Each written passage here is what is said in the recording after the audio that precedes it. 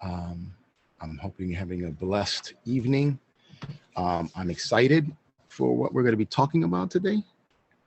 Hopefully it'll lead to some of the discussions as I've already been looking at on discussion topic number one. Um, and I kind of wanted to go through this religion in the making because it just has a lot of meatiness um, that I've been fond with and I've carried over for myself throughout the years. And I just thought I'd share it with you. I'm actually going to share my screen and we're going to look at some of the passages. And I would ask you if you can chime in to see if there's any ones that brought your attention that reiterating some of the pieces that you brought in your discussion topic. But here we go. Alfred North Whitehead is, in all case of purposes, he's a philosopher. But his family, his father was an Anglican minister. So he has a religious depthness to him in that in the development of his philosophies, God is involved. And you can almost say that there is no more philosophy, but this is a theology, a philosophical theology of sorts. And so he brings God in much of his discussion, but he also brings into the discussion science. So it's religion, science, and philosophy. Those are his three areas that he always brings together. And one of the first pieces that caught my attention is on page, what page is this? 15. And he writes on the top, you use arithmetic, but you are religious. And this is the first piece for me that I highlight because he's saying, you know, we use arithmetic, we use math in every parts of our lives, but we use it as necessary, right? As a necessary function, as necessary action, you know, I need change. I paid this much. How do I use? Boom, I can subtract and multiply, whatever. But religious is a different, but takes a different aspect of our lives. And he writes, no one is justified by their faith in the multiplication table, right? We know that's what it is. We know that 1 times 1 is 2, 1 times 2 is 2, 1 times 3 is 3, and the multiplication. You don't need justification on that. But in religion,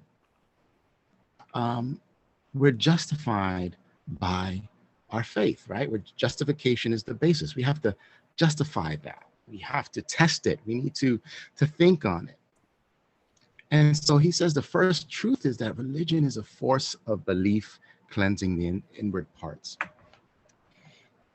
Religion, we sometimes take religion to be as the practices that we do. And it's not the same thing as our beliefs or our faith. And I think we all have a point there. Nevertheless, Whitehead is beginning to say religion is the force of belief. That means what we call religion has multiple components, and one of them is that force. This thing within us that calls us or that lures us into that adventure of maybe what we call theology or the pursuit of ministry or the desire to do more in service.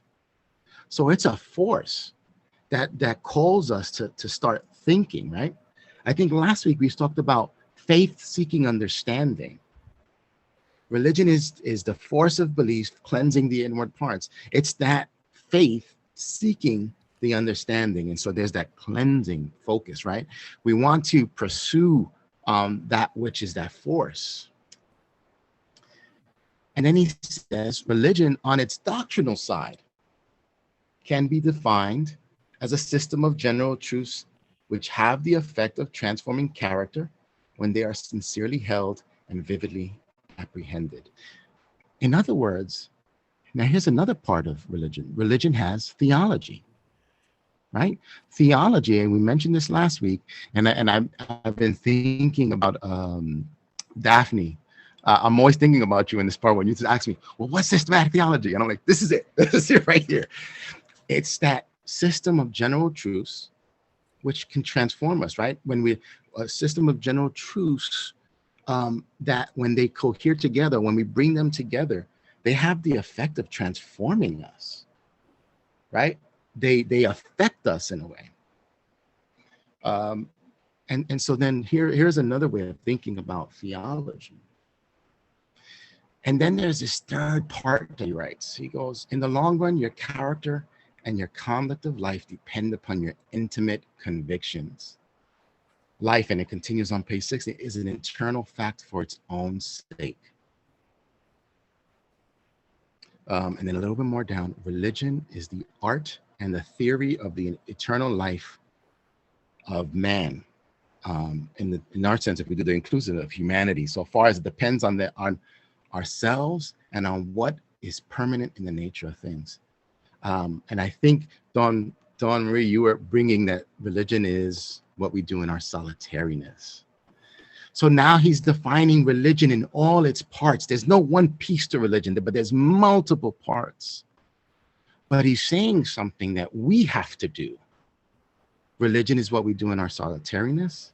It's the art and the theory of our internal life, how we're taking things in and thinking about the world, right? How we're thinking about who God is, how we think about how God is acting in the world, how we're thinking about particular events as it reads in scripture and how it affects us, right?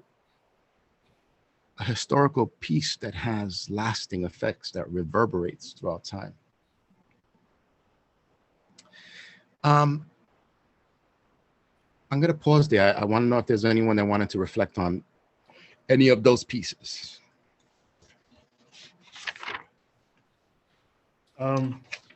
Yes, Slaffy.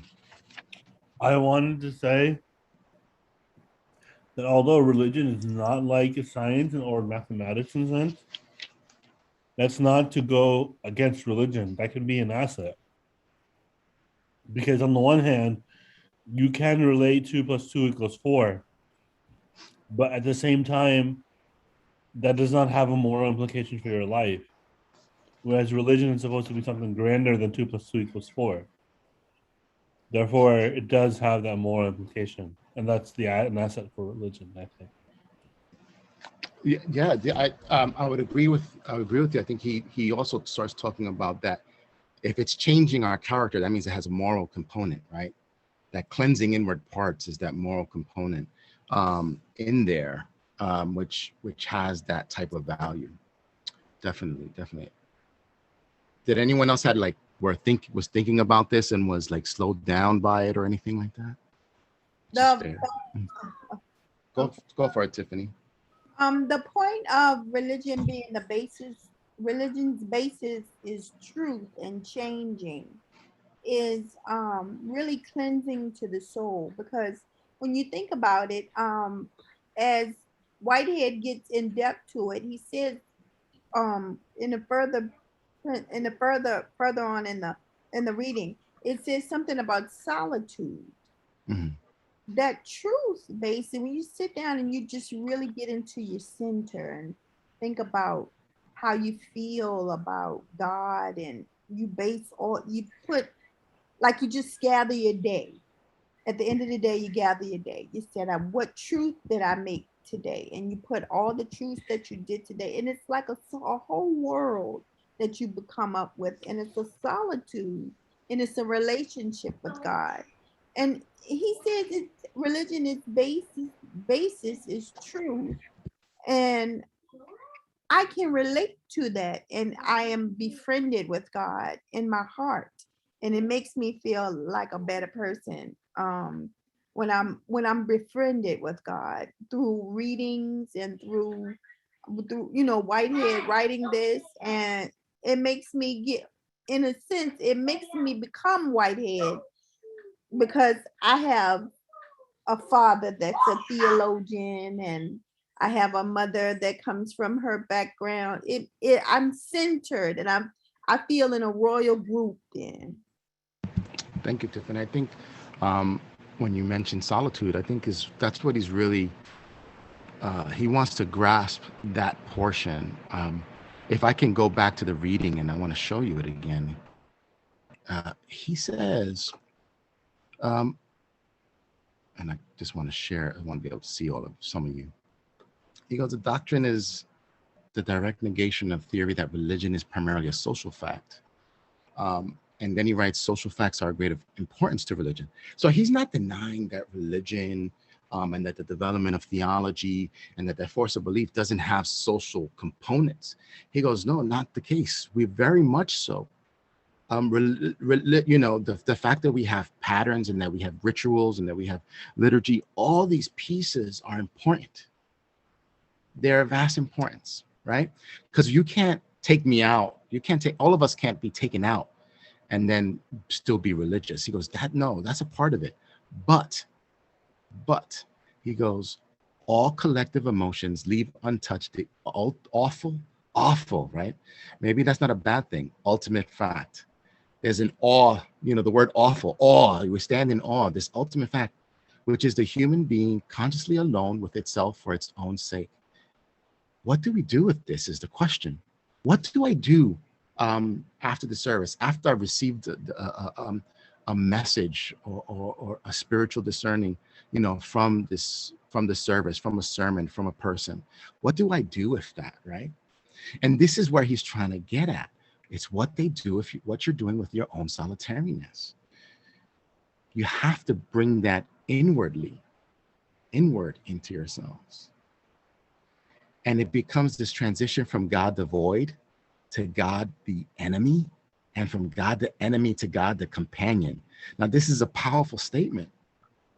God the void to God the enemy, and from God the enemy to God the companion. The way I see that is God the void is we have even know God is almost nothing to us, right? God is nothing, but we enter into another stage that God could be the enemy, right? God could be pressing something against us, or it's something that affects us, or maybe it could be we should just obey what it says in Scripture, so that we don't cause God to get angry, and then God becomes our enemy.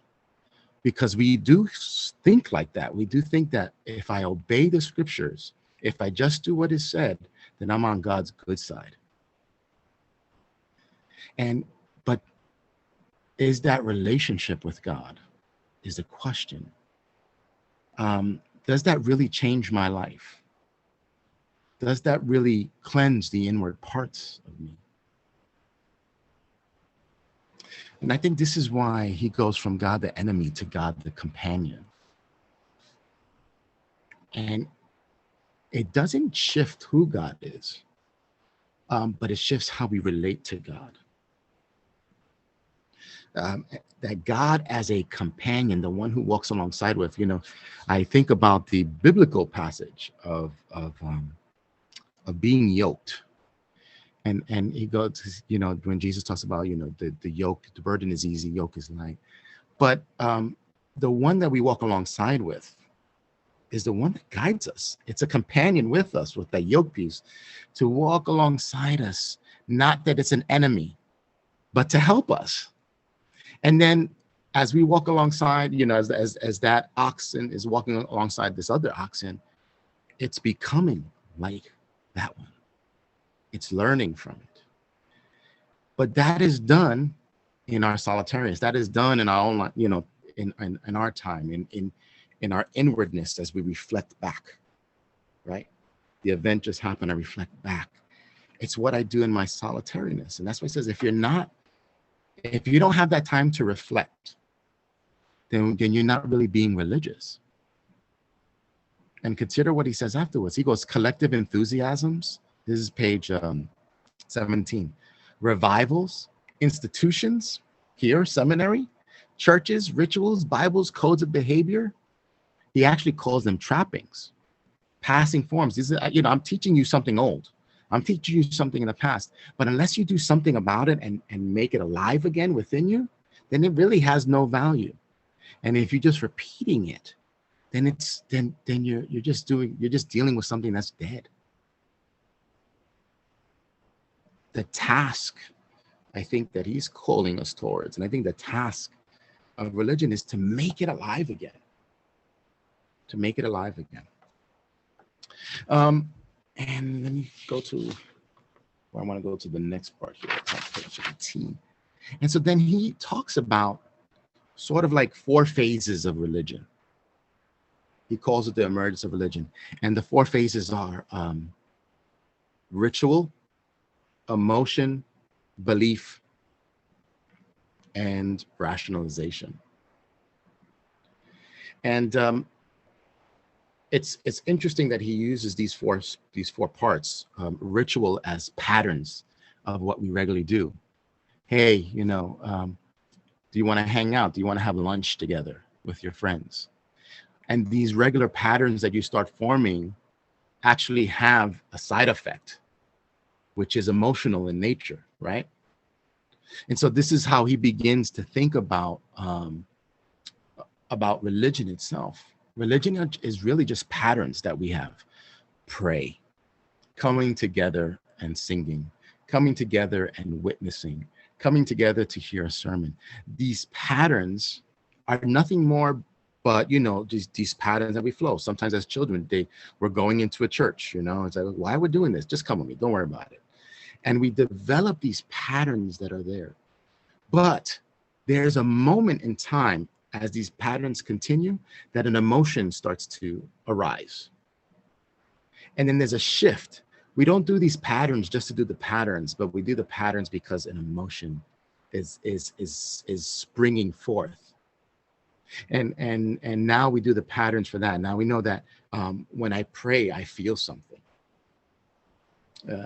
You know, when I do communion, when I partake of the communion, something happens.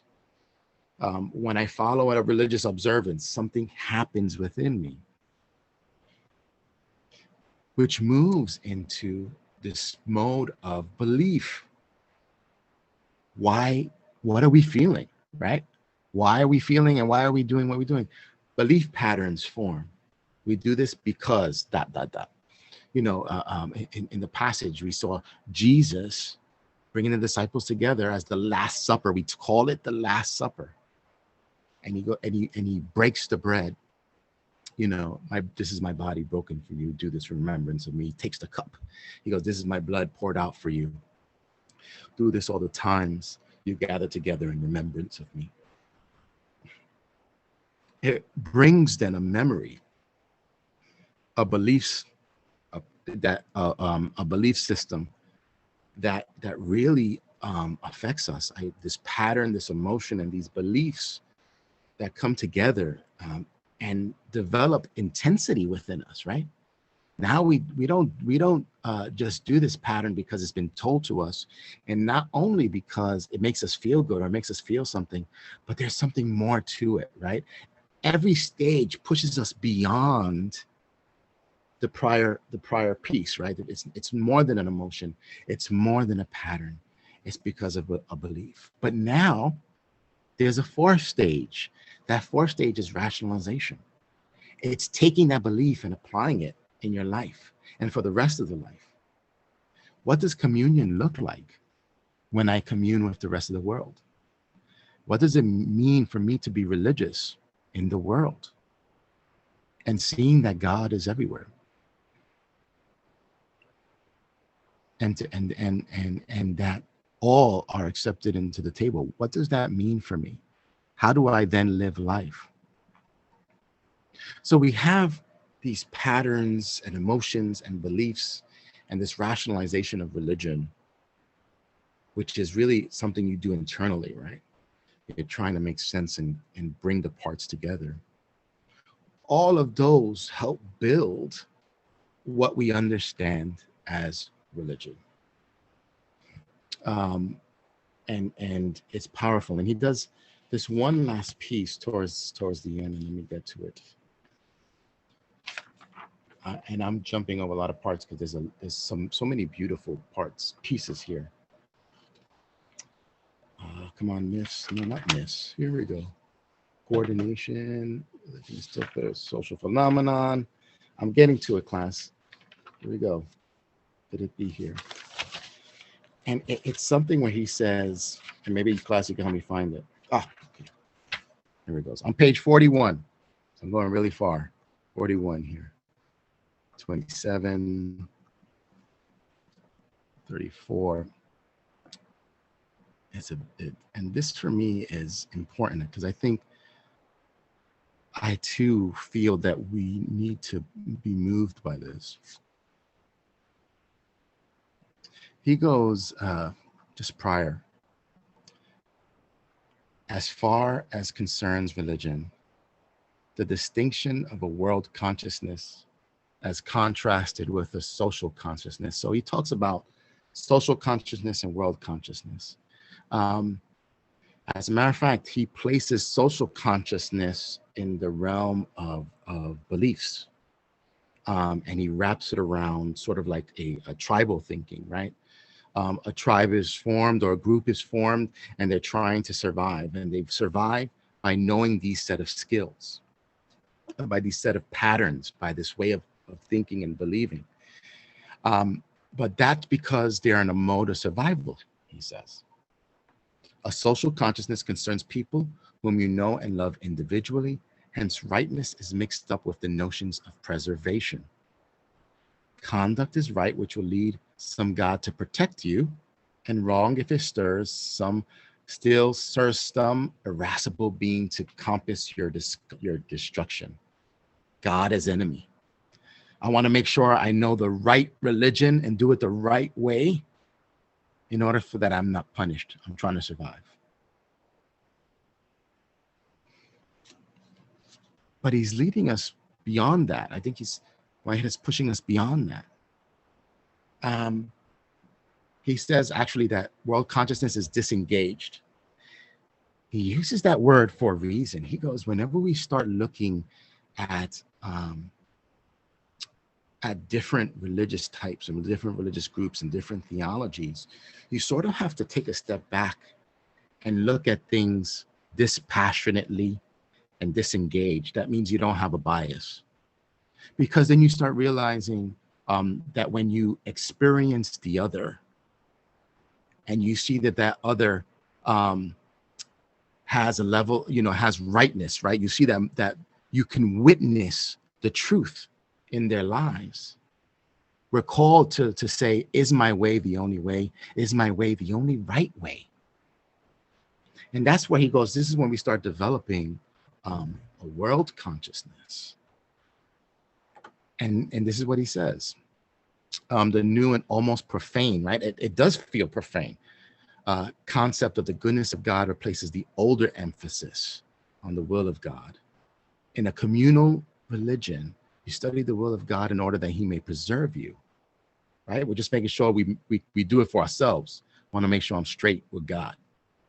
But he goes, in a purified religion rationalized under the influence of a world concept, you study God's goodness in order to be like God.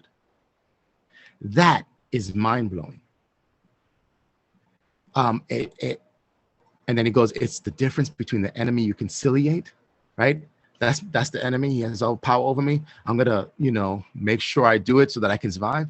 But then he goes, there's a difference between that, but there's a difference between a companion whom you imitate, someone you love, someone that you're lured towards, and that you want to be like. And I think this is the call that religion. I think this is what religion calls us towards, calling us towards a God that we want to imitate. We want, not that we want to be God. I always want to make this piece, we in scripture, when we hear that story of Satan being dropped down from the sky, and you have the story where, Lucifer wanted to be God. This is not what he's saying. I don't want to be God, but I want to imitate God's goodness. I want to imitate God's mercy. I want to imitate God's love. I want to imitate God's compassion. I want to imitate God's mind in the sense that, of how we see the world. And it has nothing to do with one group or another group, but harmonizing all these various religions and theologies, and to see how God sees. And that is a different way of seeing the role of theology and the role of religion and the role of your faith. That's actually a heavier piece. But this is what we're being asked to do here in this class. I mean, let's look at example of this week's readings.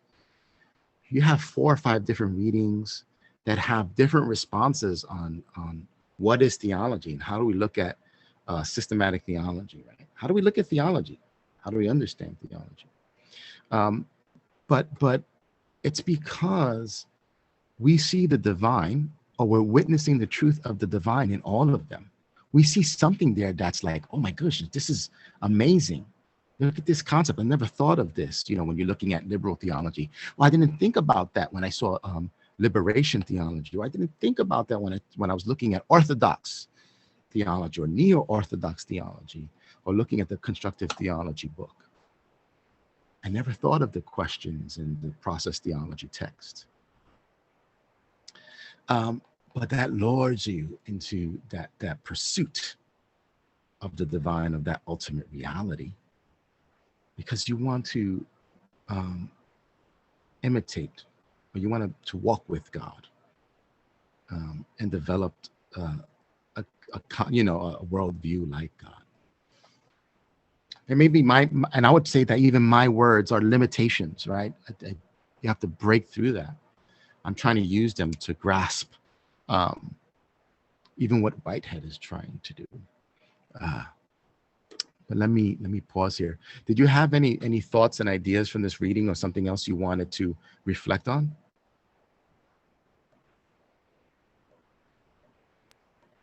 I found the last sentence on page 41 to be very profound. For me, in my evolving theology, I saw that last sentence as religion versus relationship. Yeah, and I think thank you for those words.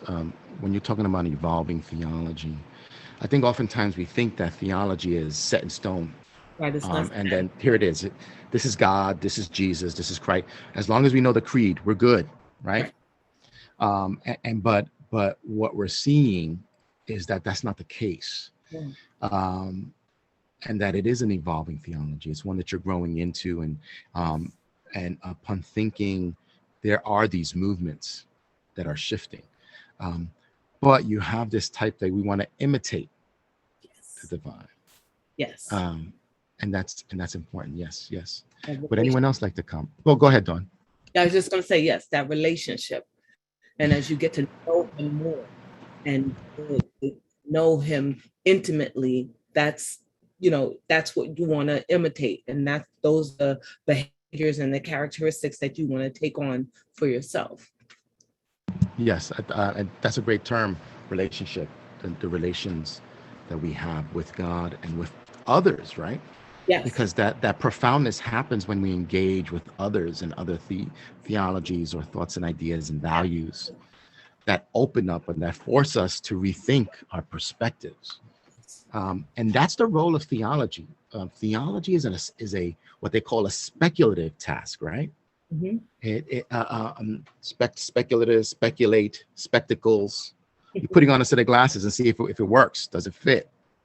What are the pros and cons? How does it work? But it calls us to question our own assumptions, our own motives. Does it work or not? Where do we need tweaking? Things like that. Who else would like to? Rose. Hello.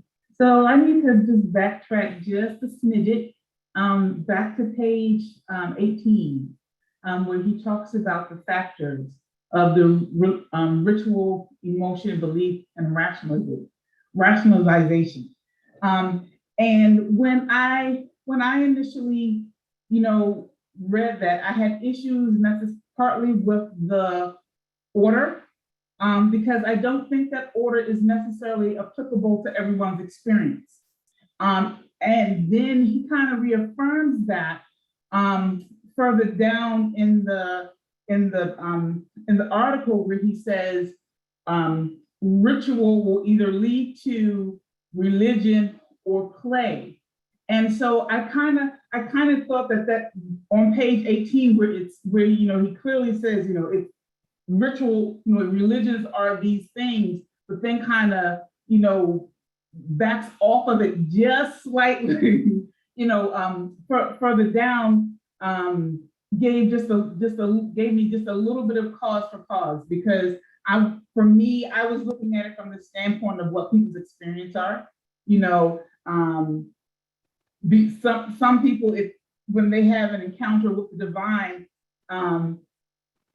for them, it may be an emotional thing first before it becomes a ritual, kind of thing. And so the order that he says that it's ritual, this emotion, and for me, it was too rigid, and it didn't give course to the flexibility that is always presented when you talk about experiencing the divine and knowing what it is that you believe about it. So that was one of the things that I had concerning me. Rose, that is a wonderful observation. And I would agree with you. As a matter of fact, he would agree with you. He doesn't hierarchicalize, like you have to have ritual first or you have to have emotion afterwards, but he layers them. And you can start out with the belief, which then goes into the ritual and an emotion and then the rationalization. You can start from rationalization. It depends on what stages you're at, but they're layered together. They're not hierarchical and saying you can only do it in this order. That's not the case. I think he would agree with you. These layers, right?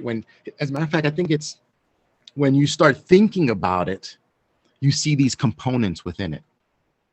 You see that,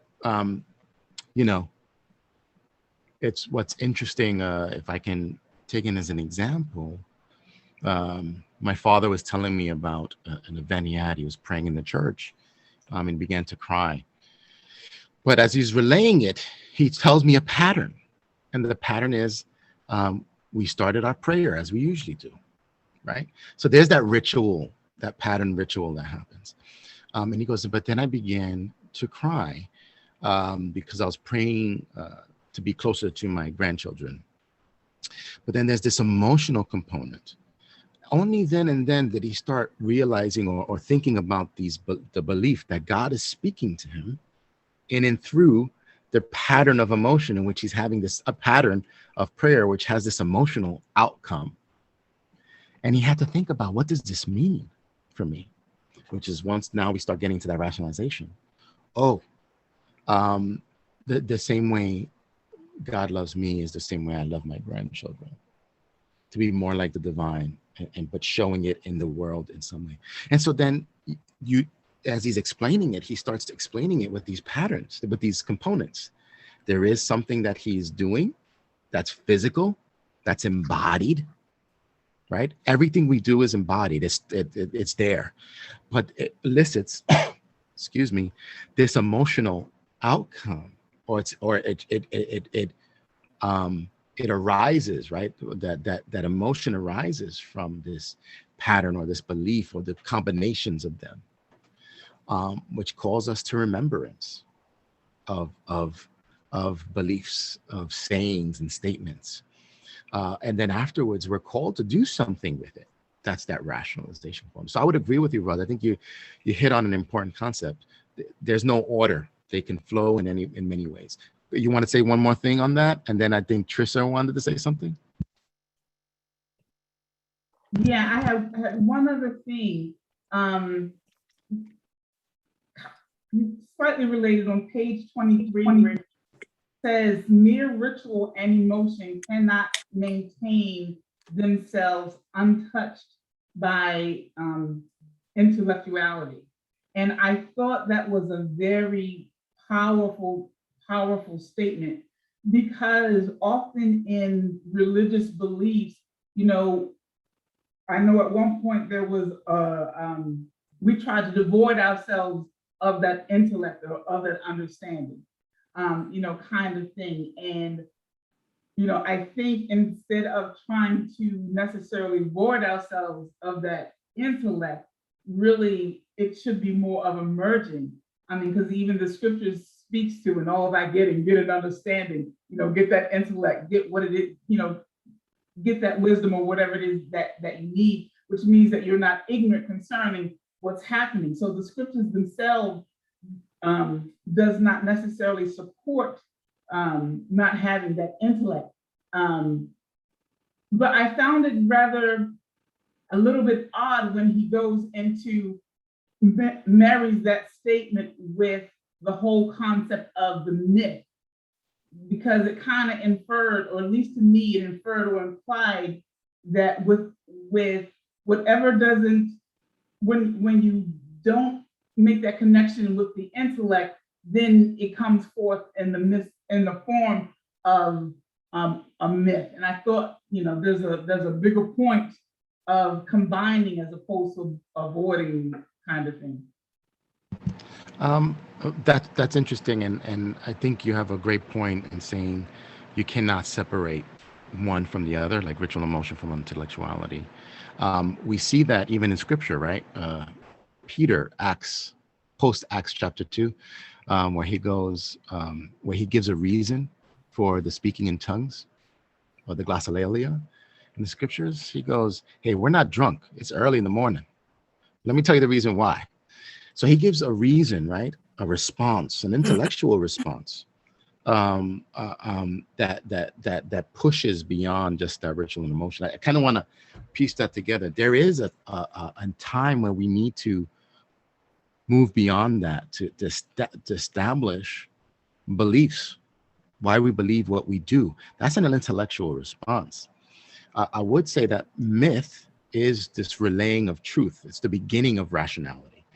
And belief is also a beginning of rationality. Why I put those two pieces together is because you have multiple people with multiple religions with multiple stories, right? Or multiple belief systems. They're all doing intellectual work as they see or as they experience the divine. And so there's that work of the beginnings of the intellectual work of establishment of beliefs, with the reasoning of look at this and look at that.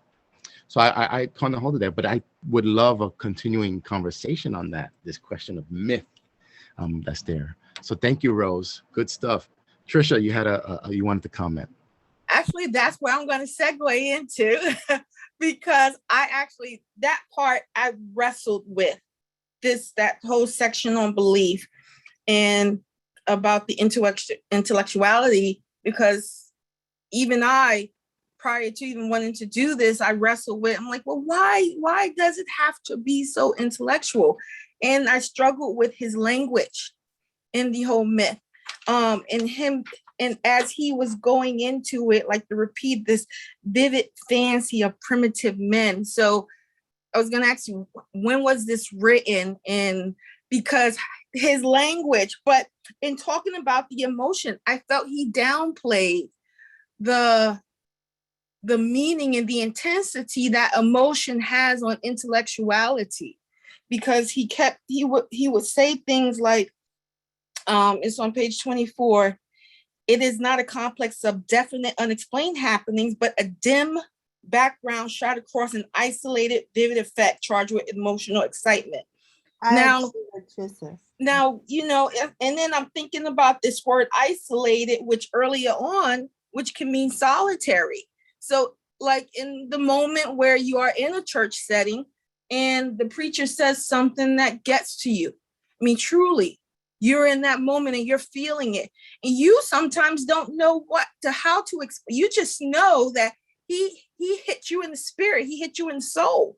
The last thing I've ever thought about at one point was explaining it. But yes, there comes a point where you have to engage it and know why you're feeling what you are. But it's not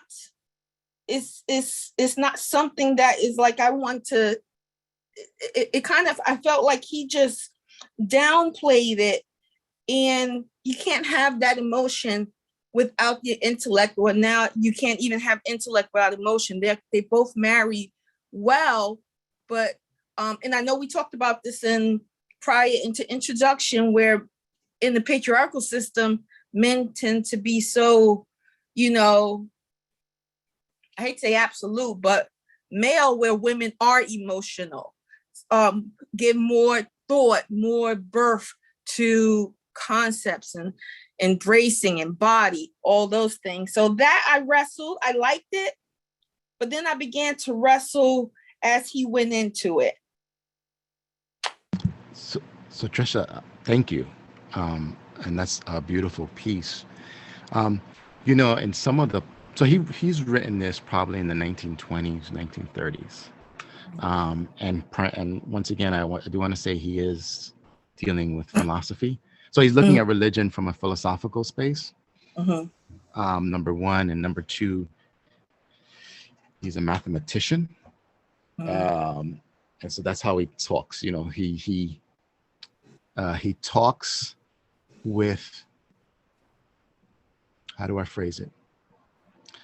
So if I were to take a step back, I would say the mathematics he developed was something in which he uses these terms and words to at least allow for different possibilities to be in it. And so when I say that, when you say he downplays that emotional piece, he's thinking not only of human beings, but he's also thinking about other organisms and areas of life that have some form of emotional excitement that lead to some further push in evolving, right? What makes a plant move towards the sun? Because it feels the heat of the sun on its leaves, and it causes an excitement within it and makes it shift positions to maximize that thing.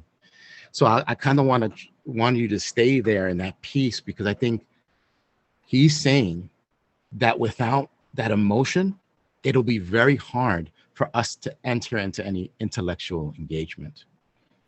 As a matter of fact, without the emotion, we won't be interested in what we're talking about and what we're trying to do, because it's that emotional part that leads us there. And that's why he says, a dim background shot across by isolated, vivid effects charged with emotional excitements.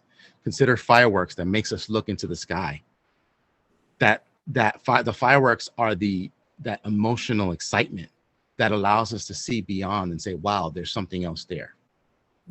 So I would bring the argument that he dispassionately states exactly what you're saying. We need that emotion.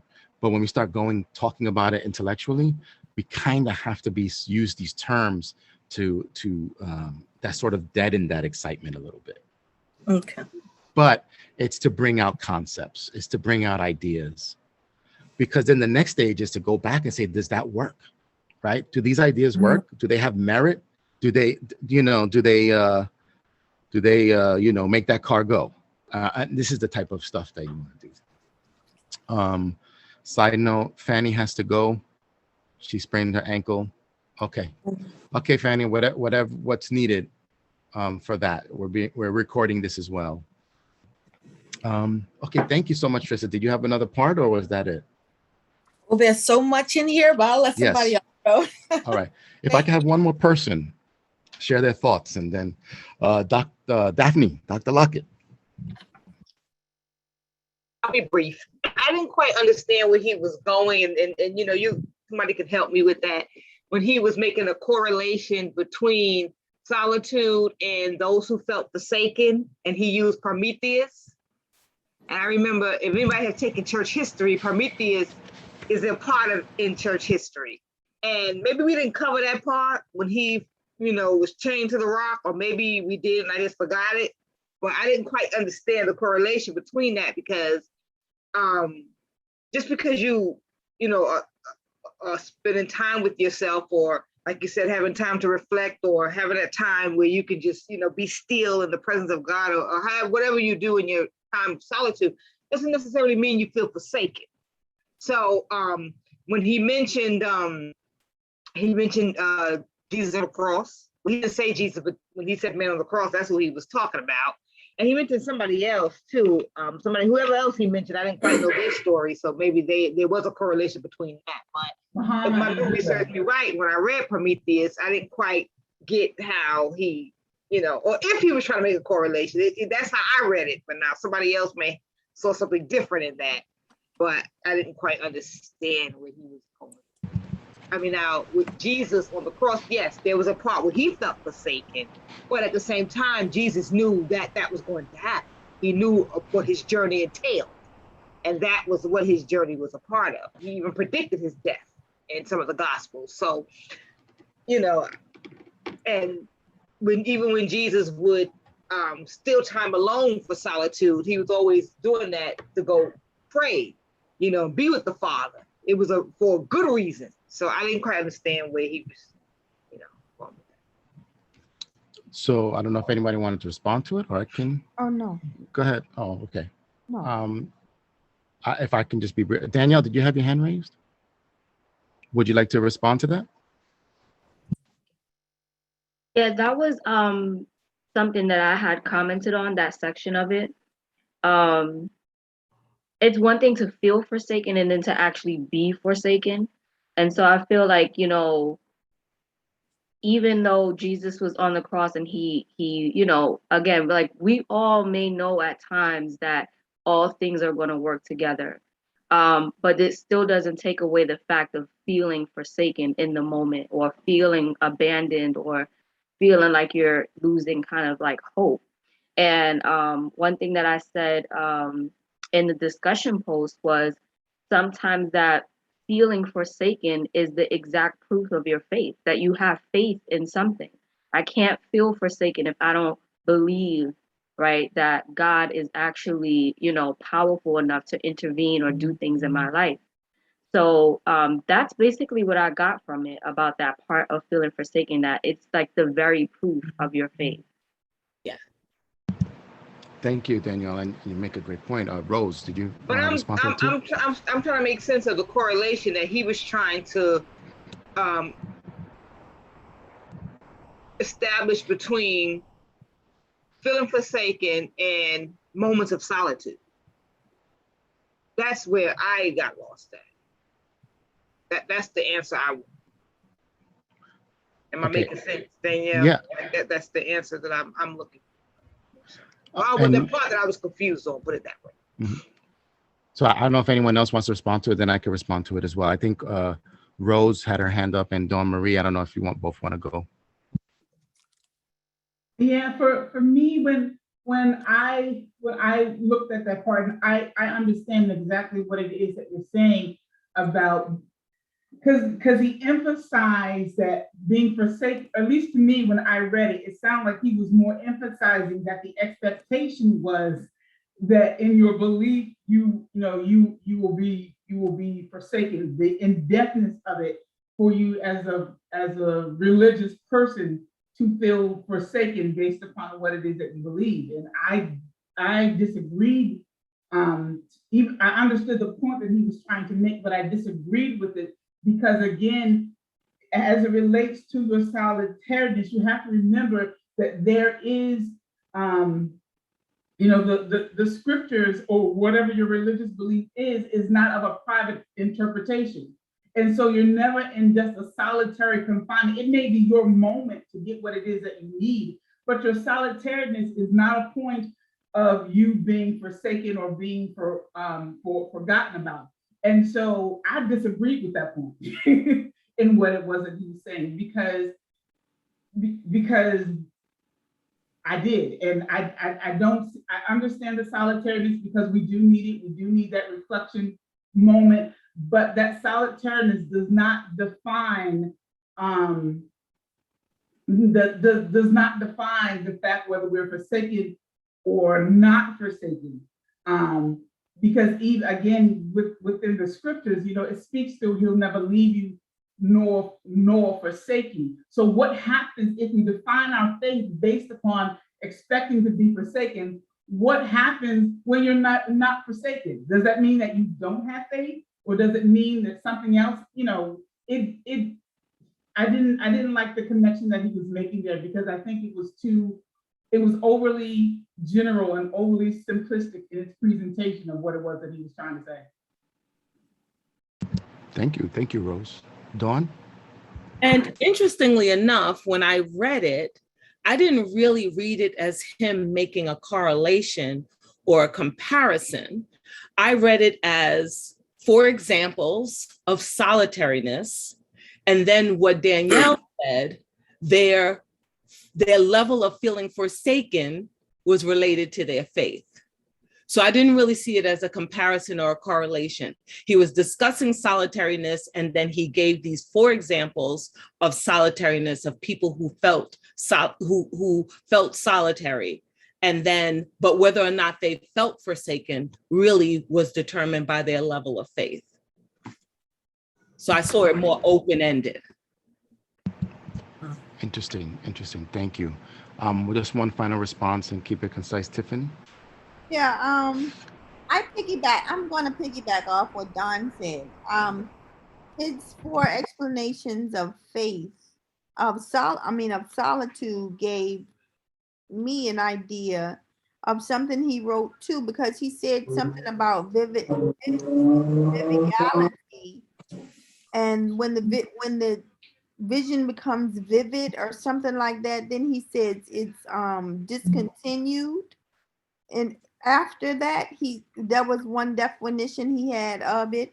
And I thought, since Dr. Lockett, I don't know her first name, but she said since of being on as crucifixion, that he gave that he didn't relate it to Jesus paying the ultimate price for our connection. Instead of being disconnected, God came down from heaven and became incarnate and got on the cross, and then died for our sins and rose again.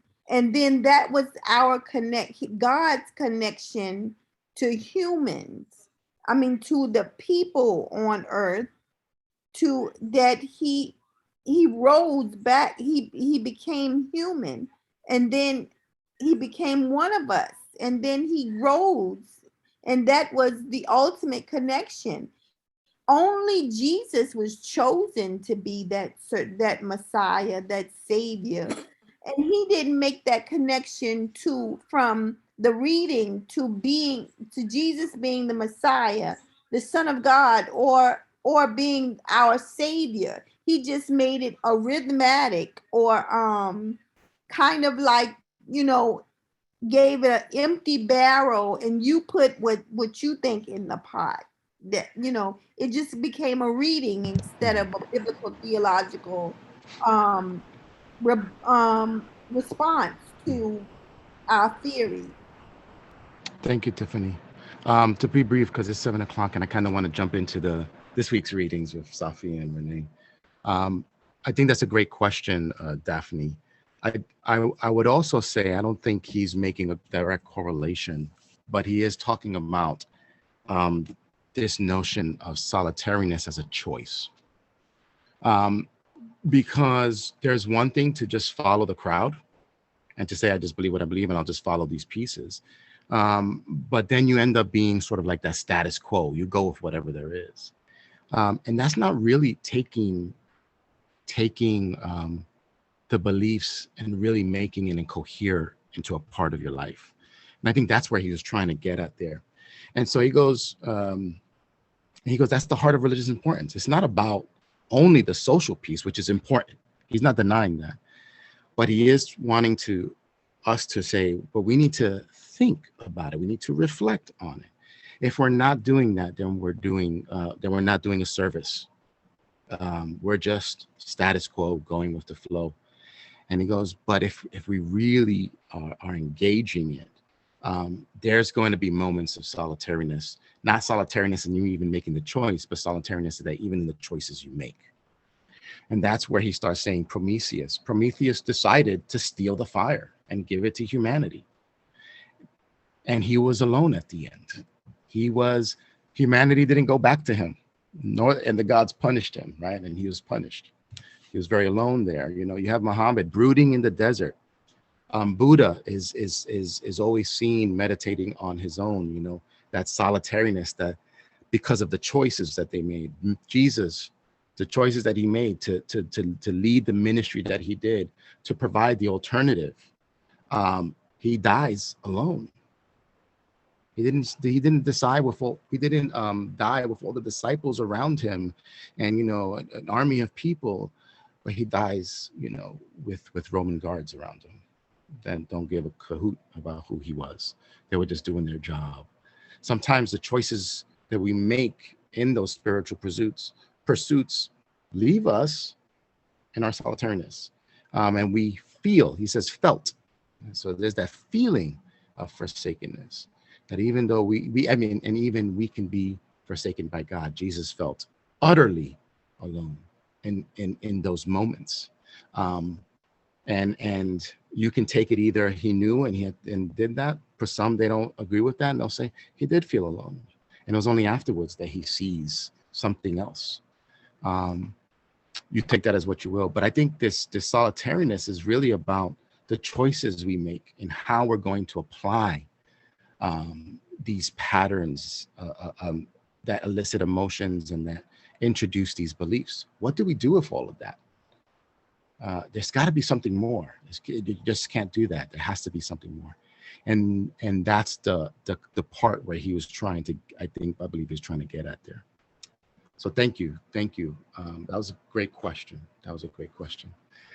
So now let's move on.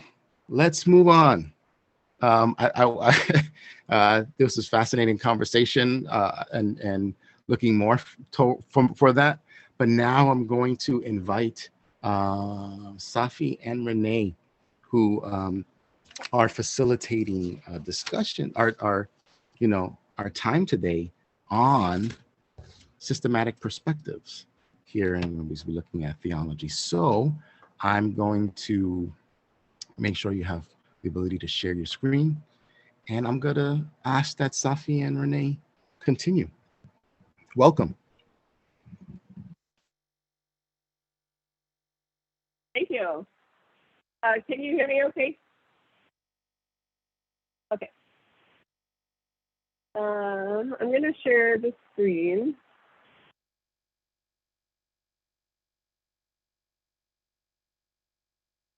And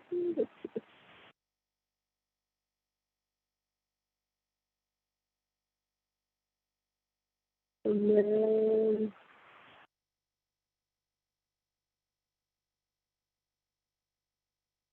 there we go. Like that. Okay, so you see the full screen view right now? Okay, awesome. Okay, systematic perspectives. I'm going to start with the first part, and then I'll hand it over to Safi. So here's a look at our assigned readings, and this is the order that we're going to talk about them in. I kind of saw them in two groups. The first two, they're Thinking About God, that was written in 1990. Constructive Theology was in 2005. And then Process Theology, kind of the second group. The first one there by Cobb and Griffin was written in 1976. And the second one on the mystery was 2008. So it's kind of like an earlier time and a more recent time in both of the groups. The first one is Thinking About God, and she breaks out theology into three basic theological frameworks and really kind of compares and thinks about how are the basic concepts of the Christian faith interpreted differently within these three paradigms: Orthodox, liberal, and radical. And she, as I'm sure you saw, strongly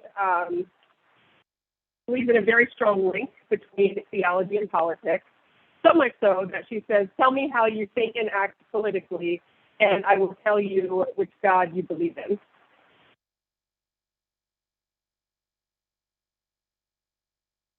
So I don't know, but when I was reading this, I kind of found it fascinating. I saw,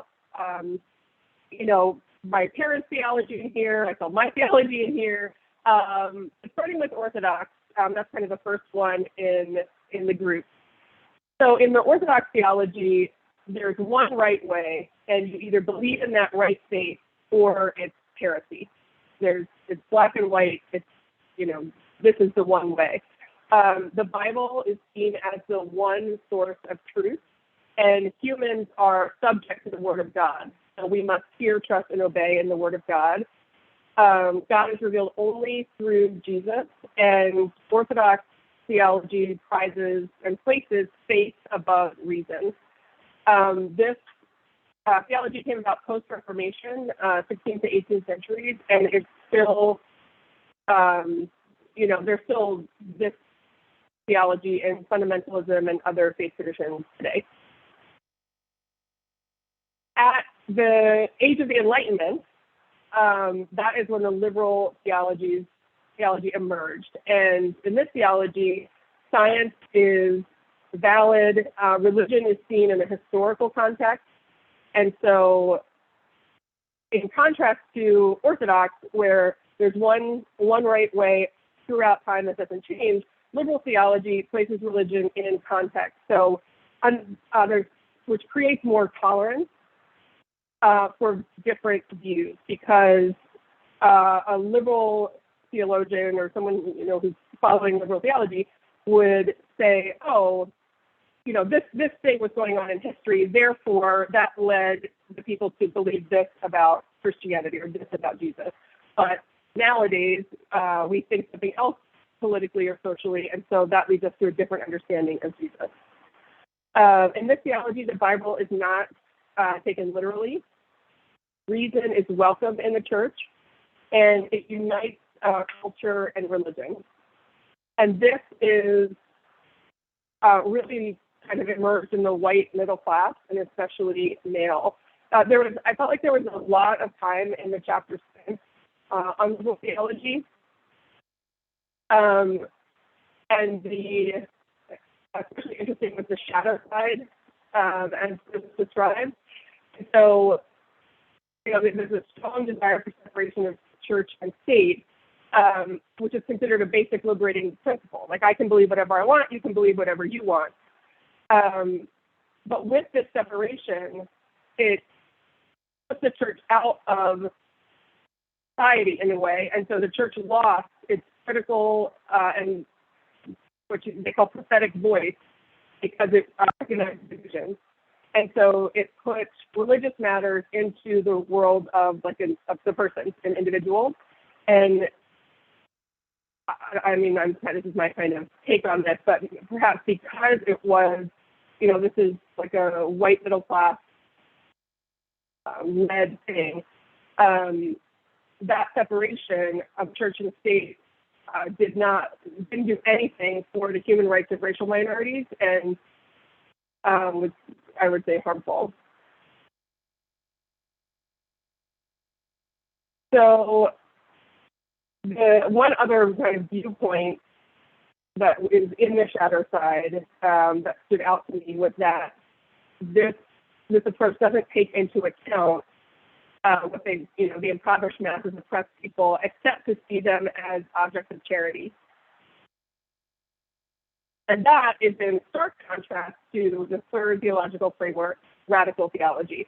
So the title of the said radical theology, within, I felt like they used the term liberation theology more. I believe it's the same thing. This emerged from people who were living in poverty and oppression. It centers people in poverty, refugees, people. There's a quote in there. They said, "The poor are the teachers." So the knowledge center for this theology comes from those oppressed groups. It places the Bible in current context. So similar to Orthodox, the Bible is like the one word of God, but it's placed in a current context, which drives a call to action and really puts faith in practice. This emerged in the 1960s, and in the book, I wasn't totally clear. It came into being among different groups. They cited the poor in South Africa, refugee camps in El Salvador, and textile workers in Sri Lanka. And so maybe I'll ask you later, Dr. Reyes. I wasn't sure if that meant if that was just examples of the types of groups this kind of emerged out of, or if there was an actual, there were leaders in those communities. Just to let you know, they all are coming out at a certain time frame. So that's why you sort of have this space of time. They're all coming out at a certain time, then they're saying similar things, like Latino liberation theology and Black liberation theologies are within a similar time frame, saying similar pieces. And okay. All right, thank you. That, yeah, helps to put that into context. So I feel like these are all very kind of brief introductions to constructive theology. The second reading. I thought the structure of this book was really interesting. So there was 2 editors of the book, but it was the contributors were 50, I think it said over 50 theologians. They were demographically and ideologically diverse. A lot, if not all of them, were our teachers and professors. Their approach, I have construction workers there because they call themselves the work group. And they see it as they are making theology. They're not simply reviewing the past, they're working with their faith in the present. It's a constructive approach. And this is actually this book is the 3rd edition of the work group. And you may have seen it in there, but there have been 2 previous work groups. And I think the previous ones had about 15 each. And so they really expanded the voices in this 3rd edition by having 50 plus people. Their goal, I like the quote that they said, is flourishing all parts of God's creation. So they have a contemporary approach to classical themes. They believe that religious beliefs are powerful and can affect sweeping change in the world, both for good and bad. Their goal with this constructive theology and with the book is to build an inhabitable, beautiful, and truthful theology and inspire their readers to do the same. And so their central question is, how should the Christian faith be understood today, here and now, in this place and time? The way that they answer that question is by using a map metaphor. So as they're making theology, they consider it that the doctrines are like maps. And I love this idea, map makers can't make up the mountain range and theologians can't make up details about Jesus. They can, however, ask new and different questions about who Jesus is and what his message means. And, people were raised with, or we have detailed beliefs that we might not even be aware of until our normal ways of thinking and acting are challenged. And that is, I think, the constructive part of this. So when these challenges happen in the context of our religious beliefs and we get, we're constructing, we get challenged, our faith begins to see understanding. We see things in a new way. They say their focus is on classical themes because these are the themes that are consistent over time. Each generation has to, wrestle with these and come to their own understanding.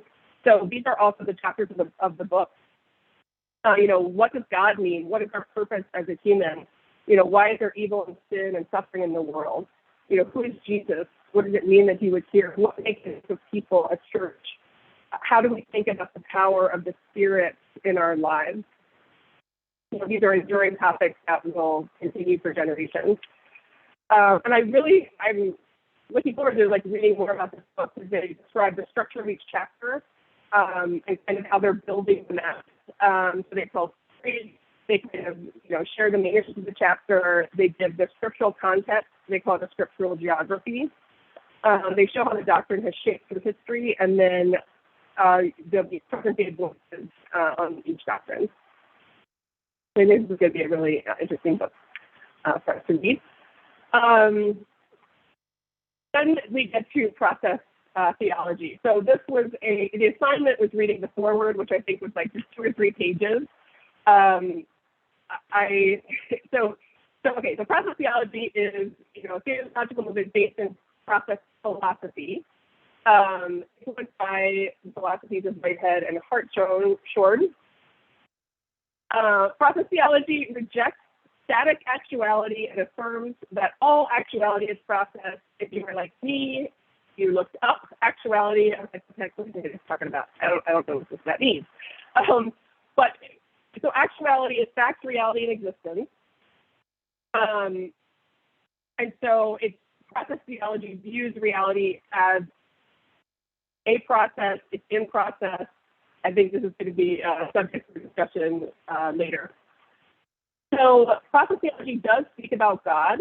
The authors, or the philosophers, Whitehead and Hartshorne, they're conscious of what they mean by the word God and what is meant by the word God in, theological and popular traditions.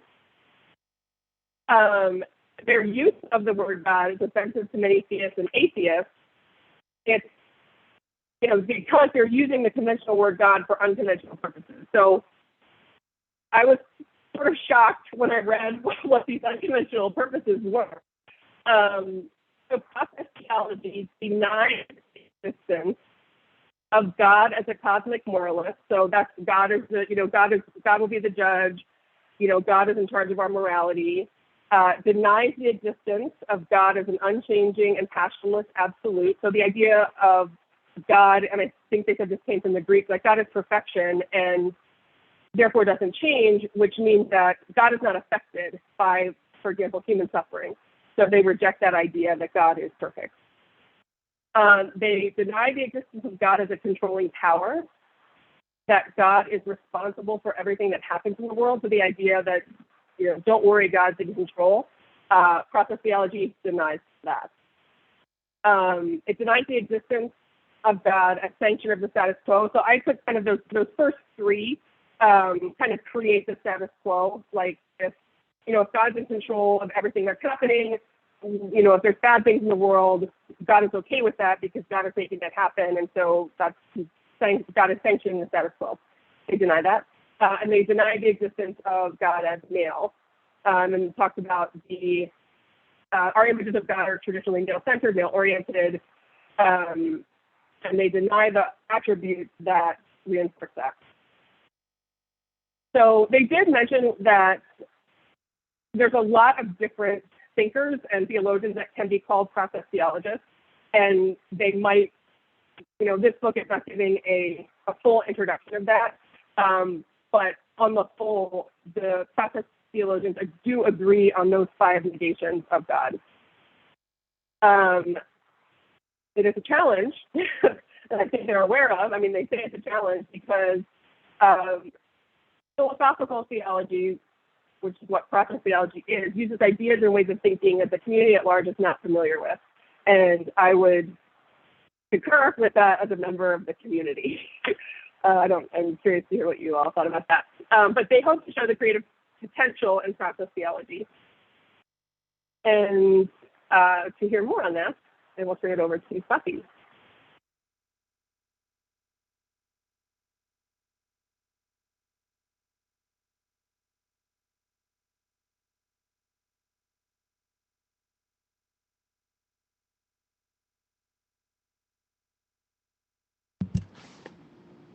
Safi, are you there? You're on mute still. Okay.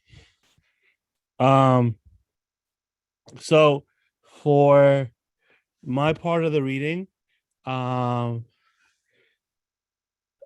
most of the time we do not need to get stuck in a binary opposing sides of the spectrum. There's always a third side, even if we don't want to look at it. And when the author was talking about this at the beginning of the story or the beginning of the chapter, they were talking about how when he was going through the airport, he met another theologian, and the theologian was more absolutist and he was relative. And he was saying that, we don't need to work on these binary opposites. This is just one of the ways of looking at things. But then he goes on to say that the idea that the loss of the absolute truths leads to the loss of God is a fallacy, because once you realize that the absolute truths are themselves relative, in the sense that God might be an absolute truth. This is my understanding of it. God might be an absolute truth, but the relative aspect of God is that, religion, or to use an Islamic concept, the Sharia is relative to Prophet Muhammad. There were other laws, we accept that, but those were for a certain time, and that itself makes God's intention, God's will, God's command relative. Um, but then at the same time, he goes on to say that both the secular and the religious thoughts are not reliable stereotypes, because the whole idea between the secular and the religious is that they're just two manifestations of the same coin. And we mentioned this, I think, in previous slides, but the extreme absolutists and the extreme relativists, they're both extreme, and it's a zero-sum game for most relativists, extreme activists, and extreme relativists, extreme absolutists and extreme relativists, because what do you call it? There is the whole idea is they're still talking about the same thing. So then the question comes: is God the problem? And the idea behind that is that secular fear of religion has intensified by the fact that the religious right uses religious dogma to get its views implemented. And that's not just the case in America, for example. That is a case in Saudi Arabia or in Iran or in Pakistan, where we might have different religious traditions, but the whole idea of implementing religious law by a force of police or a force of government is there. One of the things that comes to my mind is when, again, going back to my Islamic roots, Prophet Muhammad, they were conquering Mecca from the pagans or from the polytheists, and one of the leaders of the polytheists came up to the Prophet's uncle, and he says, "Wow, Muhammad has amassed a lot of power, and he has amassed a lot of political power." And he says to him, "This is not politics, this is prophethood."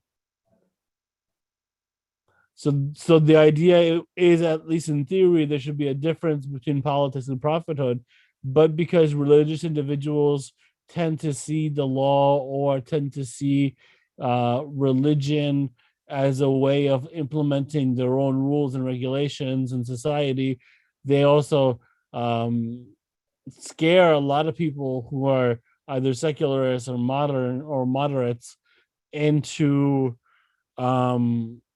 just a lot of fear, because they don't want, the moderates and the secularists don't want religion involved in politics or have politics be used to implement religious laws. But at the same time, the author continues to say that religious moderates are also a problem, because they tend to gloss over problems of religion, of their religions, within the framework of their experiences. So, and I have problems with that statement, though.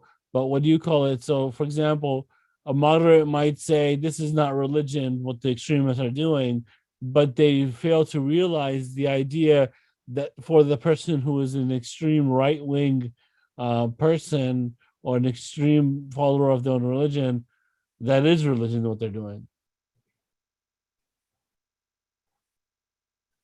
And this reminds me of one of the statements one of my professors at Harvard Seminary used to say: the religious moderates in between religious traditions have more to say to each other than they have to do with the extremes, the liberals within their tradition.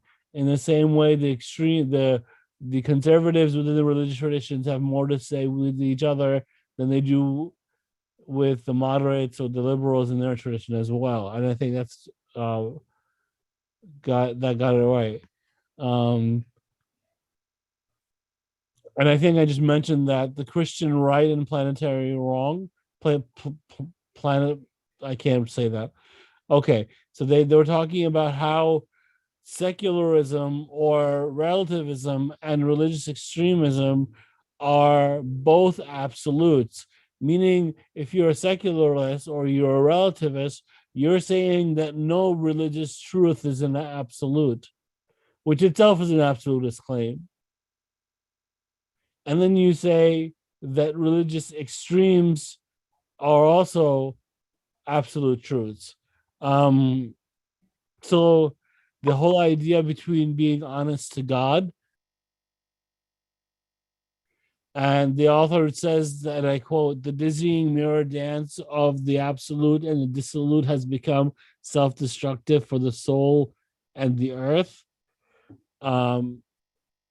Yeah, so that, I think that statement is very powerful, because and Dr. Reyes and I have talked about this thinker a lot on private meetings, Dr. Nasr. The whole idea behind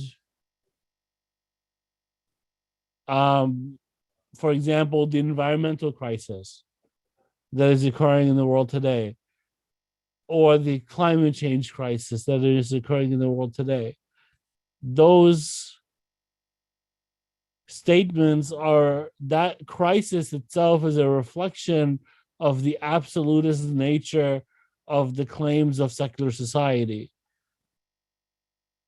And that itself is problematic, because if I view religion or God as ultimate beauty, then I have to be able to find beauty in the world.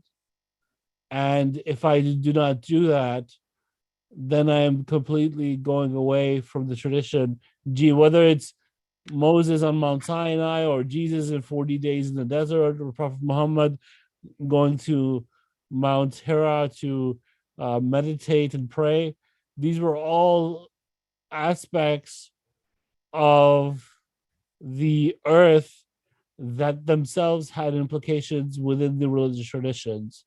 So in the next section, Trials and Trials, the whole idea is that theology for this author is a very relative idea, even though he does go against relativism to a certain extent, or he says that that's also part of the problem.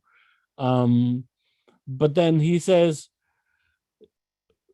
faith or theological truths are themselves something that people who suffer know really well. And I think I mentioned this in my post as well.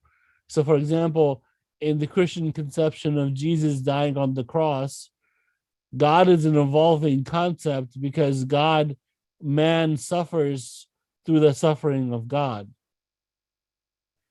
And therefore, suffering leads to a greater understanding of the truth and the knowledge of God. And I think that that's a very profound statement to make. Yeah, so, but what do you call it? Theology itself is not an absolute for this author, in that in every religious generation and every time, theology has adapted itself to new situations. To use the perennialist claim, religion is just a manifestation. All religions are just a manifestation of the same perennial tree throughout the ages and times. Theologies of different religions might differ, but that's because they were existing within a different landscape or a different tradition. And then he goes on to say that hope is in the fact of taking the next step. And the whole idea is you take the next step to God or to the ultimate reality, which is also going to go to the next point, that theology is on the way.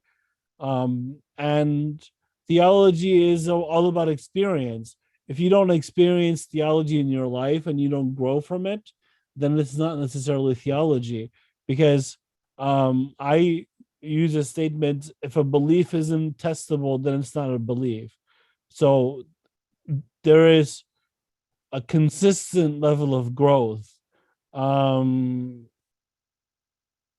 Okay, so on the process of religious experience and religion, the process of religious experience and religion are ongoing, which is just I just said that. Okay.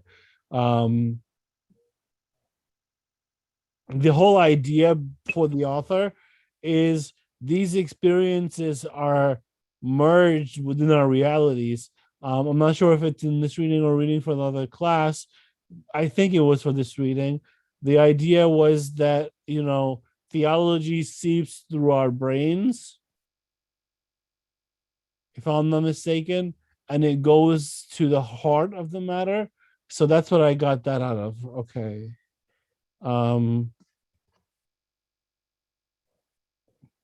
Theology itself is an ongoing process. It's never closed. Man's relationship to God, or our individual relationships to God, are completely open-ended, and legal meanings are implied, especially when it comes to, for example, theology and the law, or theology and religious, I would say, edicts. Um, One of the problems I have to say, at least in the Islamic tradition, when we talk about religious law, conservatives will say that because there is a law, then there needs to be a political institution for the implementing of the law in society. And I find that to be extremely problematic and scary, because that is, like, I use the example, if an American were in Afghanistan, that'd be scary for them. But then if a Muslim goes to Texas, it's that same level of fear. And the whole idea is that regardless of what religious tradition they're talking about or experiencing, the legal implementation of religious norms is itself very hard. And the idea that law means political structure or politics itself is very limiting. So I think this is the final statement, or one of the final slides, but there are a lot of times in Touch of Truth, the author was mentioning a lot of times where theology gets abused. And the whole idea behind this was that, for example, a woman gets beaten by her husband and she goes to a clergyman who tells her that she should bear the suffering just because Jesus bore the suffering on the cross for humanity. And she should use her suffering as a way of getting close to God. I was shocked and surprised, but that itself is something that is not that is not just in one tradition. As somebody who is a priest and a cleric, I've experienced familial abuse and patriarchy within Muslim families. And one of the statements that religiously oriented individuals will say is that, God will make it better. Well, God doesn't make things better unless you change your own situation yourself. So if a woman is going through battery, and as a man, that's very easy for me to say, because a lot of times what patriarchy will do is that they will make very high claims about women's rights. But then when it comes to the idea of actually giving women those rights, they will chop the legs off of that statement and make any woman who wants to get her rights deemed evil. And I've seen that in my families with my sisters and their husbands, and to the greater extent with some of my friends, because one of my friends, this is disclosure, but I'm not going to say any names. He comes from an extremely broken family, and the father was abusive to the mother, and the mother was like, well, God will make it easy for me, or maybe because maybe I did something wrong in my life, therefore I'm suffering. And for me, the idea is God does not make one necessarily suffer in that sense, but God is saying, change your own situation, get out of there, get out of that situation. And the whole idea behind that is that there is a restructuring of the theology aspect of it, where the woman who is being abused does not at all think anymore that I should go through suffering because Jesus suffered and that's a way for me to get close to Jesus. No. Yeah. And then the whole idea of exchanging truth for a lie, I found very enticing because many times the one statement is the religious people are religious when they don't have any money, and then when they have money they leave religion. So one of the statements for the prophet in one of the stories about his life is that a very poor companion came up to him and he said to him, "Oh prophet, please pray that I get a job and I get work and I get employment." Or I think the tradition is more like they came to him and they said the companion said, please pray, do what they call consulting God or istikhara to see whether or not such a job opportunity is going to be good for me. And it came out bad, but the man did it anyway.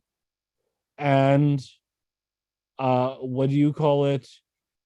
He stopped praying on time. He stopped giving the alms, giving the taxes. He stopped coming visiting the prophet.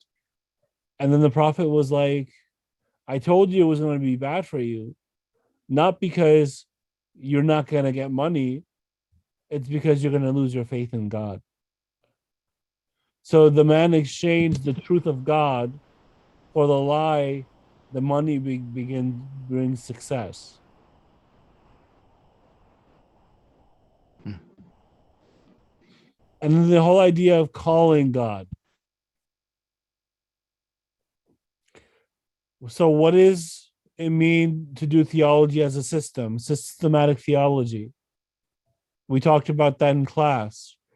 And theology itself is something that is so ingrained in people's mind that it seeps through our brains and it becomes part of the reality through which we perceive the world. It's a mix of lesson, story, and the meaning of purpose behind the theory. And of course, mystery and myth are not absolute in the religious experience because mystery comes when you don't know, meaning God is a mystery for all those who have not experienced God or to the highest level of through which God can be experienced. Going back to the Islamic tradition, the statement of Imam Ali was, if all the veils between me and God were to be lifted, my faith in God would not increase or decrease, meaning he'd experienced God at such a high level that there was no mystery with him and God anymore. And if you experience Jesus, if you experience the prophets, if you experience the men of God, if you experience your prayer, if you experience your religious experience in such a way, then that mystery does not become absolute. That mystery does not become an absolute mystery. So the whole idea between that it goes further. A lot of times, what happens is that biblical myths or Quranic myths become so real for people that they become reality. So, for example, God and Renee mentioned God and the divine love. That is one metaphor that we cannot experience in its totality. At the same time, other examples, again, in the Islamic tradition, God and the pen, the divine pen or the divine tablet or the divine intellect, and all these are symbols, or even the devil, for example. These are all symbols, but for many religious people, they become real. What is an angel? Is an angel a physical being, or is an angel a spiritual being, or what? But you ask a religious individual, they'll say no. Archangel Gabriel is real, even though that might be a metaphor for a greater reality. I'll give you an example. In the Islamic tradition, they say God sits on a throne. So, in one of the extreme scholars by the name of Ibn Taymiyyah, someone came up to him and he says, how does God get up and off the throne? And he was sitting down on the pulpit, so he got up and he got down and then he got back up again. And he said, in the same way I got up and down this pulpit, God gets up and down his throne. Or the idea that God has a physical body or God has hands and stuff. The Muslim clerics, some of them say God has a physical body. And the idea of God's hands is God has physical hands just like you and I and everything. But that's an extreme literalist interpretation. The idea is that mystery and myth of religious experiences, or the mystery, becomes absolute when it's not supposed to be. And that biblical and Quranic metaphors become the absolute truth claims when they're not supposed to be. So God himself does not mean a changeless status. And for me, that idea is that God is such an absolute that he cannot be described. But our knowledge of God is not a changeless status.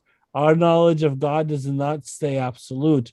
It becomes relative, and faith itself is seeking understanding. And when we say understanding, with greater understanding, there's greater growth in faith. Okay, so, and the idea that naming God is itself setting limitations on the idea of what God is. If I say God, I am setting limitations on what God is. And we mentioned in last class, God is that which cannot be defined. And that itself has mystical aspects of it as well. There are attractive propositions within that, the knowledge of God being unlimited. And the whole idea is, if knowledge of God is unlimited, then the theological propositions of every religion are just that. They're limited statements of what God is, and they cannot be fully understood within the wider tradition. And one of the things that comes to my mind is one of my favorite Muslim scholars by the name of Dr. Muhammad Ali Shumali. He mentioned this in one of his lectures. The Quran, when they talk about Christian, Jews, and Sabians, I think, or Zoroastrians, they say that they are, in Arabic, Ahlul Kitab. Kitab is book, and that is singular. Ahlul Kitab meaning people of the book.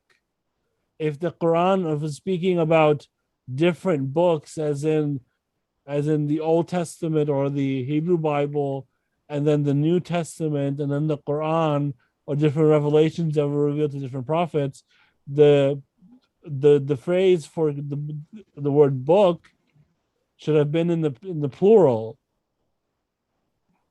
but it's in the singular. And he says that that's not a reference to these physical books. There's a greater reality incorporated in a bigger book and with the divine, that these books are just glimpses of that one reality. In process theology, the whole idea is absolute pluralism with relationalism builds on Jeffersonian tolerance. So I had difficulty in understanding that statement because I don't know what Jeffersonian tolerance is, but that was something that stuck out for me, and I thought that should be noted. Okay. The process theology itself is founded in the writings of Whitehead. The primary goal of philosophy is a reconciliation between religion and science for him. Theology is not just about God talk, but what we mean when we say the name God. And the whole idea behind theology, to do theology honestly, is to do God in the mystery. Theology recognizes the mysterious nature of God, and for us to fully understand the full depth of theology, we need to understand that God Himself is a mystery. Okay. So before we go, thank you for the presentation. Before we jump into these discussion topics, I'm gonna ask that we just take a 5-minute break. Let's do a 5-minute break, stretch, because that was a lot of material. And then when we come back, we are going to look at these discussion topics and break out into groups and discuss them for the remaining time for this evening. But let's just take it's 7:48. So come back at 7:55. Let's take a break until 7:55. 7:55 we'll return. And with that, 35 minutes, we're going to be looking over these questions in breakout groups. Okay. Dr. Reyes, I apologize. I stepped out for prayer, and yeah. Understood. No, but let's come back at 7:55 and we'll continue this.